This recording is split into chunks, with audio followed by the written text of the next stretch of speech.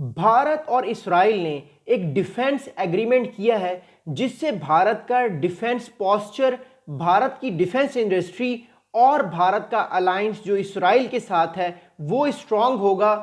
पाकिस्तान इन चीज़ों को कैसे देख रहा है, पाकिस्तान इस सारे मामले को कैसे काउंटर करेगा, इस वीडियो में हम लोग डिस्कस करेंगे। मेरा नाम अली उस्मानी है, न्यूज़ विद अली उस्मानी में खुश आमदीद कहता हूँ। चैनल को सब्सक्राइब कीजिएगा, बेल आइकन को दबाइएगा।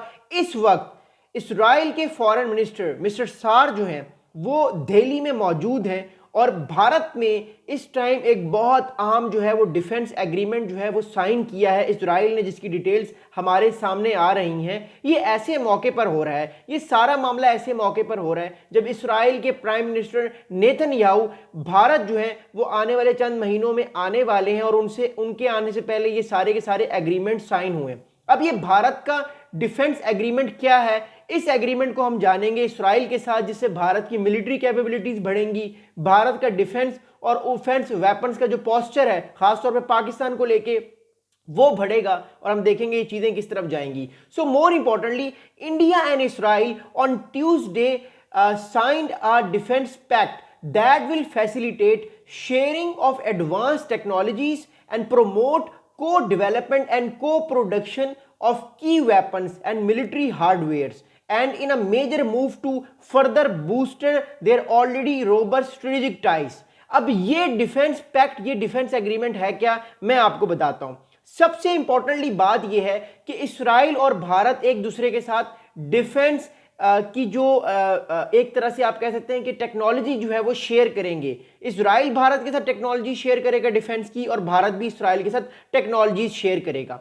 अब इस टाइम भारत इसराइल से कौन कौन सी टेक्नोलॉजीज लेने वाला है, ऑब्टेन करने वाला है और अपने डिफेंस कैपेबिलिटीज को कैसे बढ़ाने वाला है, उसमें सबसे पहले बराक मिसाइल्स हैं, हैरब ड्रोन्स हैं, हरमन ड्रोन्स हैं, इसके अलावा जो है वो रेडार्स हैं, और इसके अलावा जो है वो सर्विलेंस सिस्टम्स हैं, जिससे भारत की डिफेंस कैपेबिलिटीज आने वाले टाइम पे बढ़ेंगी। अब मोर इंपॉर्टेंटली, भारत और इसराइल का जो एक तरह से ट्रेड है, मैंने कल वाली वीडियो में भी बात की आपसे, वो ट्रेड 2024 का जो हमारे पास नंबर है उस नंबर के मुताबिक $4 बिलियन तक पहुंच गई है। बट ये बात जानना बड़ा जरूरी है कि इन $4 बिलियन में से भारत अपनी ज्यादा से ज्यादा जो ट्रेड करता है इसराइल के साथ, उस ट्रेड में ज्यादातर डिफेंस जो है वो सिस्टम्स भारत लेता है इसराइल से, और भारत ज्यादा इंपोर्ट करता है इसराइल से, इसराइल को कम एक्सपोर्ट करता है। लेकिन इस एग्रीमेंट के बाद इसराइल अपनी बहुत सारी डिफेंस की जो टेक्नोलॉजीज हैं वो जब भारत के अंदर लगाएगा,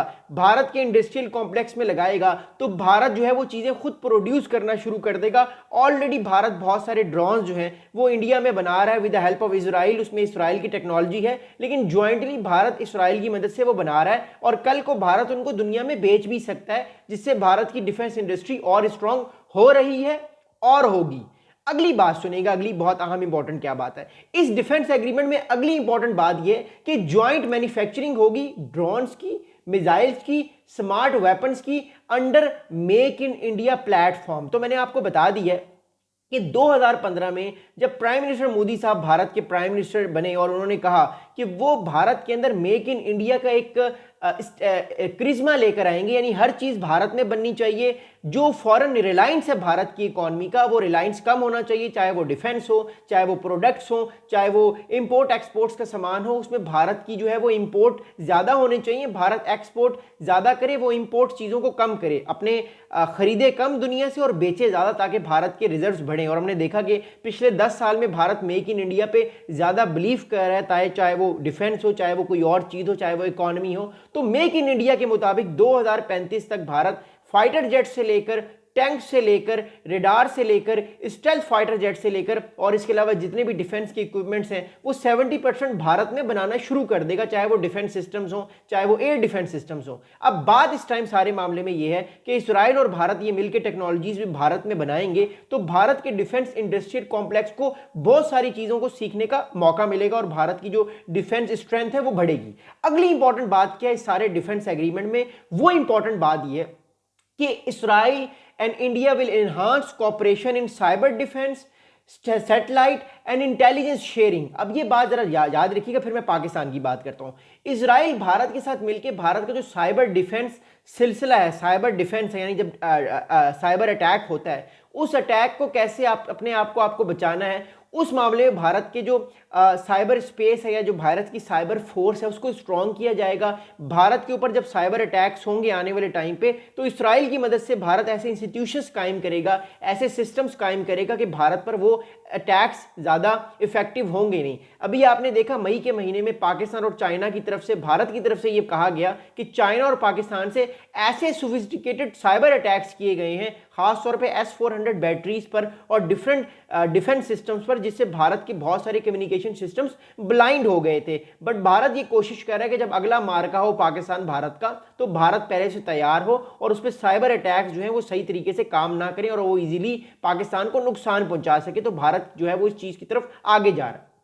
अगली बात सुनिएगा, अगली अहम इंपॉर्टेंट बात यह है कि भारत इसराइल के साथ मिलकर अपनी जो सैटेलाइट टेक्नोलॉजी है, सैटेलाइट इमेजेस हैं, सैटेलाइट रियल टाइम इंफॉर्मेशन है, उसको ज़्यादा बेहतर करने की कोशिश कर रहा है, अपने सैटेलाइट कम्युनिकेशन को ज़्यादा बेहतर करने की कोशिश कर रहा है और नए से नए सिस्टम्स को अपग्रेड करने की कोशिश कर रहा है। 3 दिन पहले भारत ने एक अपना सैटेलाइट भी लॉन्च किया है नेवल कम्युनिकेशन को बेहतर करने के लिए, और आने वाले टाइम पे भारत का जो आइजरो है वो भारत की जो मिलिट्री जो इंस्टॉलेशंस हैं उनके कम्युनिकेशन सिस्टम्स को और बेहतर करने के लिए नई सैटेलाइट्स को लॉन्च करेगा, और उसमें किरदार किस कंट्री का होगा? ऑब्वियसली इसराइल का किरदार होगा। अब इस डिफेंस पैक्ट में या ये भारत का इसराइल का जो डिफेंस एग्रीमेंट है, इसमें एक और बड़ी अहम इंपॉर्टेंट बात है और वो है इंटेलिजेंस शेयरिंग। अब एक चीज को जरा बात को समझने की कोशिश कीजिएगा। भारत और इसराइल की जो खुफिया एजेंसीज हैं, इंटेलिजेंस एजेंसीज हैं, भारत की रॉ है, इसराइल की जो है वो मूसाद है, वो एक दूसरे के साथ रीजन में क्या कुछ हो रहा है वो इंटेलिजेंस शेयर करती हैं। मिसाल के तौर पे भारत जो है वो इसराइल के साथ इंटेलिजेंस शेयर करता है कि ईरान में क्या हो रहा है, पाकिस्तान में क्या हो रहा है, और फिर इसराइल अपनी स्ट्रेटजीज उन चीज़ों को लेके बनाता है। इसी तरह इसराइल मिडिल ईस्ट में पाकिस्तान की क्या इन्वॉल्वमेंट है, पाकिस्तान जो है वो अपने इन्फ्लुएंस को कैसे बढ़ा रहा है, वो सारी की सारी इंफॉर्मेशन किसके साथ शेयर करता है? वो भारत के साथ शेयर करता है। फिर भारत अपनी स्ट्रेटजी पाकिस्तान को लेके बनाता है। तो ये एक बहुत इंपॉर्टेंट एस्पेक्ट है इंटेलिजेंस शेयरिंग का, जो नेक्स्ट लेवल पर हमें जाता हुआ नजर आ रहा है। पिछले 20 साल से भारत और इसराइल अपनी इंटेलिजेंस को बढ़ा रहे हैं, लेकिन अब ये इंटेलिजेंस शेयरिंग आने वाले टाइम पे और ज्यादा बढ़ती हुई हमें नजर आ रही है। इस डिफेंस एग्रीमेंट में इंटेलिजेंस शेयरिंग को भी हमने देखा गया। अब देखना यह है कि कौन कौन से एरियाज में कोऑपरेशन होगा इस डिफेंस एग्रीमेंट के मुताबिक भारत और इसराइल के दरमियान। सबसे importantly the defence agreement between India and Israel which was signed on previous day, यानी जो कल डिफेंस एग्रीमेंट साइन हुआ है ट्यूसडे को, उसके मुताबिक it will provide cooperation in the areas of artificial intelligence, cyber security, defence research and innovation and industrial collaboration.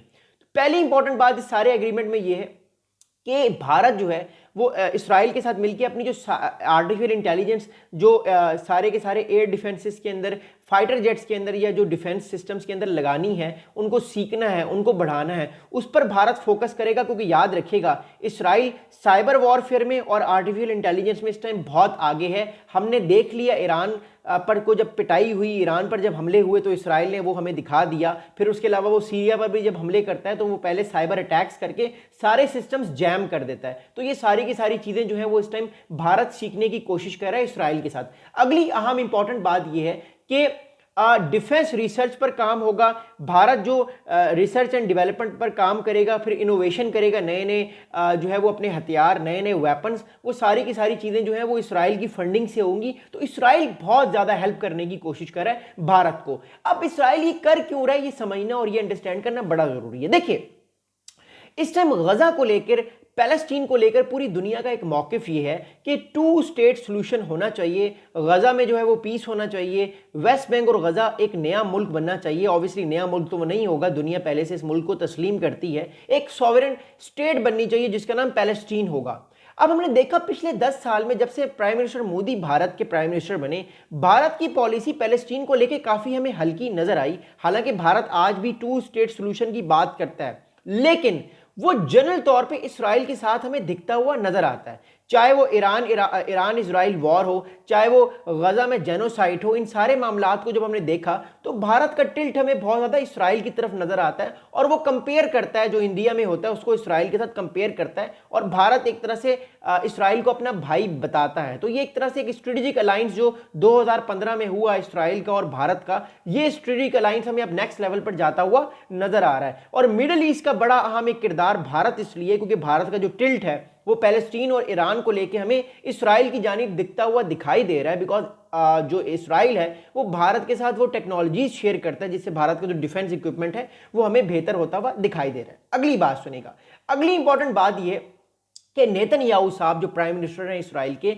वो अगले 2 या 3 महीनों में या तो दिसंबर 2025 या जनवरी या फरवरी 2026 में भारत का बहुत अहम दौरा करेंगे और बहुत सारी डील्स को साइन करेंगे। ये दौरा भारत के लिए भी बड़ा जरूरी है, ये दौरा इसराइल के लिए भी बड़ा जरूरी है, बिकॉज इसराइल चाहता है कि भारत एक तरह से जो गजा में जो कुछ हो रहा है उस पर इतनी ज्यादा जोरों शोर से बात ना करे, जरा खामोश रहे, डिप्लोमेटिक वर्ड्स इस्तेमाल करे। जिस तरह से दुनिया टोटल कंडेमनेशन कर रही है इसराइल की गवर्नमेंट को, उस पर थोड़ा धीमा रहे। और हमें नजर आया कि भारत इस मामले में बड़ा धीमा है। भारत खुल के जो है वो गजा के जो मुसलमान, गजा के जो पैलेस्टीनियंस हैं उन पे जो जुल्म हो रहा है, जो पैलेस्टीन पे जुल्म हो रहा है उस पर खुल के बात नहीं कर रहा। और ईरान और इसराइल के कॉन्फ्लिक्ट में भी हमने देखा कि भारत का जो टिल्ट था वो हमें मीडिया को देख लें, डिफेंस एनालिस्ट को देख लें, वो हमें इसराइल की तरफ नजर आया, बिकॉज पाकिस्तान के मामले में इसराइल भारत की बहुत मदद करता है। अगली अहम इंपॉर्टेंट बात सुनिएगा, इंपॉर्टेंट बात यह है कि भारत के डायरेक्टर जनरल जो है वो डिफेंस मिनिस्ट्री के, जिनका नाम है मेजर जनरल आमिर बाराम साहब, और भारत के डिफेंस सेक्रेटरी जिनका नाम श्री राजेश कुमार सिंह साहब है, they have meet with senior defense officials and industry leaders and both nations to review ongoing projects and identify new avenues for collaboration. तो भारत के डिफेंस एनालिस्ट, भारत के डिफेंस सेक्रेटरीज और इसराइल के बहुत सारे डिफेंस जो एनालिस्ट थे उनकी मुलाकात हुई है दिल्ली में, और यह तय किया गया है कि आने वाले टाइम पे भारत जो नए एरियाज जो डिफेंस के देखेगा, जो नई कोलैबोरेशंस की कोशिश करेगा, यानी नई इमर्जिंग टेक्नोलॉजीज की तरफ बात जाएगी, चाहे वो AI हो, चाहे वो साइबर डिफेंस हो, चाहे वो AGI हो, चाहे वो अपने ड्रोन्स को बेहतर किया जाए, उन सारी की सारी टेक्नोलॉजीज को, उन सारे के सारे नए डिफेंस सिस्टम्स को या नए आइडियाज को वो इसराइल के साथ शेयर करेगा और फिर इसराइल उसमें इन्वेस्ट करेगा और दोनों कंट्रीज मिलकर अपने डिफेंसेस को बेहतर करेंगे। अगली बात सुनेगा, अब सारा मामला ये है कि इस सारे मामले का इंपैक्ट किस कंट्री पे सबसे ज्यादा होगा। देखिए, अगर हम बात करते हैं चाइना की, तो चाइना में इस चीज का बिल्कुल इंपैक्ट नहीं होगा, बिकॉज चाइना तो एक राइजिंग पावर है, उसका मुकाबला भारत से नहीं, उसका मुकाबला यूरोपियन कंट्रीज और खास तौर पे अमेरिका से है, तो चाइना को प्रॉब्लम नहीं है। प्रॉब्लम ऑब्वियसली पाकिस्तान को है, क्योंकि पाकिस्तान भारत का आर्च राइवल है। अब पाकिस्तान के पास ऑप्शंस क्या हैं? मोर इंपॉर्टेंटली पाकिस्तान का रिलायंस टर्की को लेके, पाकिस्तान का रिलायंस अजरबैजान को लेके और ईरान को लेके आने वाले टाइम पे हमें बढ़ता हुआ नजर आएगा। पाकिस्तान और ज्यादा डिफेंस इक्विपमेंट लेगा टर्की से और मोर इंपॉर्टेंटली जो है वो अजरबैजान से। ईरान को पाकिस्तान का क्या बेनिफिट है? ईरान को पाकिस्तान का ये बेनिफिट है कि पाकिस्तान ईरान से ये सीख सकता है कि जो गलतियां ईरान ने इसराइल के डिफेंस इक्विपमेंट के खिलाफ की, वो गलतियां पाकिस्तान अगले मार्के में भारत के खिलाफ ना करे, बिकॉज अगली बार भारत और ज्यादा वेपन्स जो हैं वो यूज करेगा, वो इस्तेमाल करेगा इसराइल के। तो पाकिस्तान को ये देखना होगा कि कौन सी गलतियां ईरान ने की जून के कॉन्फ्लिक्ट में इसराइल के वेपन्स के खिलाफ, ताकि वो गलतियां पाकिस्तान ना करे और इजीली भारत को नुकसान पहुंचाए, जो भारत को पाकिस्तान ने नुकसान पहुंचाया था 6 मई से 10 मई की दरमियान, जिसमें भारत के 7 फाइटर जेट्स गिरे थे। अब अगली बात सुनेगा, अगली इंपॉर्टेंट बात यह कि भारत को जो सर्विलेंस ड्रोन्स मिलने वाले हैं, मिल चुके हैं, वॉरफेयर ड्रोन्स मिलने वाले हैं, इसराइल से मिल चुके हैं, वो बड़े ज़बरदस्त हैं, इसमें कोई शक नहीं। They are very accurate, they are very amazing and they are the best among the best in the game. जो इसराइल इस्तेमाल करता है सदरन लबनान में, जो इसराइल इस्तेमाल करता है यमन के खिलाफ जो हुती फोर्सेज हैं, और जो इसराइल ने इस्तेमाल किए जो है वो अपने एनिमीज़ गजा के अंदर जो इसराइल ने इस्तेमाल किए, तो भारत भी पाकिस्तान के खिलाफ वो इस्तेमाल कर सकता है। और भारत ने पाकिस्तान के खिलाफ वो 7-8 मई को इस्तेमाल किए, जब पाकिस्तान के शहरों पर भारत ने अपने ड्रोन्स गिराए। तो ऐसे ड्रोन्स को कैसे टैकल किया जाए, कैसे देखा जाए, ये पाकिस्तान के लिए बहुत बड़ा चैलेंज हुआ है, आगे भी होगा, पाकिस्तान को देखना पड़ेगा। और पाकिस्तान की जो कोलैबोरेशन है खासतौर पे अजरबैजान, टर्की और चाइना को लेके बड़ी इंपॉर्टेंट होगी। बट ईरान को मत भूलिएगा, ईरान की गलतियों से पाकिस्तान बहुत कुछ सीख सकता है आने वाले टाइम पे। अब अगली बात सुनिएगा इस सारे मामले में। देखिए, भारत को मोर इंपॉर्टेंटली जो इसमें बेनिफिट्स हैं वो ये हैं कि आने वाले वक्त में भारत को बराक 8 मिसाइल्स मिलेंगे, भारत को साइबर सिस्टम्स मिलेंगे, भारत को इसके अलावा हेरन मिसाइल्स मिलेंगे, ड्रोन्स मिलेंगे, हैरप लॉइटरिंग म्यूनिशंस जो कि घूमते रहते हैं एक जगह पे, फिर वो गिर के तबाह हो जाते हैं, एक तरह से कामाकाजी ड्रोन्स होते हैं, वो भारत को मिलेंगे। इसके अलावा भारत को इवैक्स मिलेंगे इसराइल से, जो बहुत ज़बरदस्त हैं, जो बहुत बेस्ट हैं, बेस्ट अमंग द बेस्ट हैं। और ऑब्वियसली साइबर वॉरफेयर में मल्टी डोमेन ऑपरेशन से भारत बहुत सारे काम कर रहा है। पाकिस्तान को यह देखना होगा कि पाकिस्तान इस सारे मामले को कैसे काउंटर कर रहा है, बिकॉज इसराइल भारत के साथ खड़ा हुआ है, शाना बशाना खड़ा हुआ है। इसमें कोई शक नहीं है कि भारत और इसराइल का अलायंस बढ़ता हुआ नजर आ रहा है। पाकिस्तान के लिए जो कंसर्न्स हैं, पाकिस्तान को चाइना पे डिपेंड होना पड़ेगा, अपने डिफेंस को और ज़्यादा तगड़ा करना पड़ेगा, और ज़्यादा स्ट्रांग करना पड़ेगा, ताकि अगली बार जब भी भारत पाकिस्तान पर हमला करने के बारे में सोचे तो उसको ये पता हो कि पाकिस्तान अपने आप को डिफेंड करने के लिए पूरी तौर पे रेडी है। अपने मेज़बान अली उस्मानी को दीजिएगा इजाज़त। आप काइंडली जो है वो कमेंट्स कीजिएगा और हमारा ट्विटर हैंडल @geopol_lab उसको सब्सक्राइब कीजिएगा, और पैट्रियन पे भी हमें सब्सक्राइब करें। हमारी मिनिमम जो मेंबरशिप है वो $5 पर मंथ है। अगर आप अपनी मर्जी के मुताबिक कोई वीडियो बनवाना चाहते हैं किसी टॉपिक पे एक्सक्लूसिव, तो आप $10 पर मंथ की जो पैट्रियन की मेंबरशिप है हमारी वो ले सकते हैं। आपको जो लिंक है वो हमारी जो मोर इंपॉर्टेंटली कमेंट्स में आपको वो लिंक मिल जाएगा। अपना बहुत सा ख्याल रखिएगा, दुआ में याद रखिएगा। खुदा हाफिज़।